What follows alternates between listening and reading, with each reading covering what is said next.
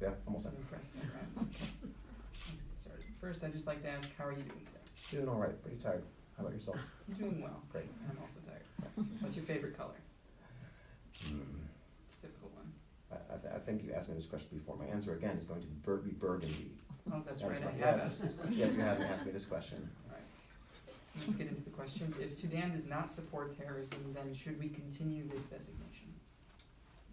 Could you just repeat that question one more time? If Sudan is shown not to support terrorism, should we continue the designation of the state sponsor of terror list? Well, of course, if Sudan is meeting benchmarks for an extended period of time, that idea is there. However, there is a much higher standard there for proving whether they should be removed from the list, which will be explained more and discussed more as we go further. Did you provide any evidence saying that Sudan does indeed sponsor terrorism? We will bring up some more arguments about that. I think we do some evidence at the table to discuss So that. both teams can agree that leverage is important, correct? Absolutely, we agree on the idea of U.S. interests. All right. Would you agree that the state sponsor of terrorism designation is indeed a valuable political tool to the United States? Right, and that's why we stand with the state sponsor of terrorism list in the first place. Is South Sudan an ally to the United States? Well, of course, the reason they're on the state sponsored terror list is because we believe their government is wrapped up in terror. So we South had Sudan, not Sudan. South Sudan. Okay, so they have been trying to be an ally. I mean, I can't necessarily judge that right now. All right. Are human rights violations a problem, or are they important? Well, I think human rights violations within Sudan itself are a problem.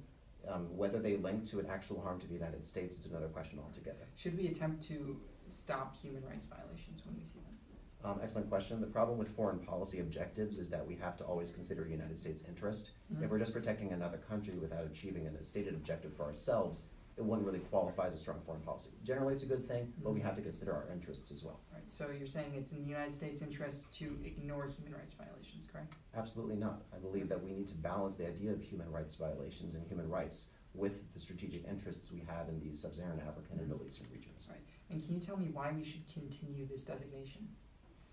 Well, based on essentially all the arguments I brought up, so I think that's the answer. Specifically, can you condense it into one sentence, why we should continue this designation? Because removing it removes the greatest interest we have in that region, which is diplomatic leverage. All right, and what's the leverage for? Just trying to get to the key component of why we need leverage. Right, so the leverage essentially means that we're able to ensure that these countries meet standards of goodness, essentially, that we expect of these countries. When you talk about human rights, we don't want countries like Sudan to be sponsoring terror.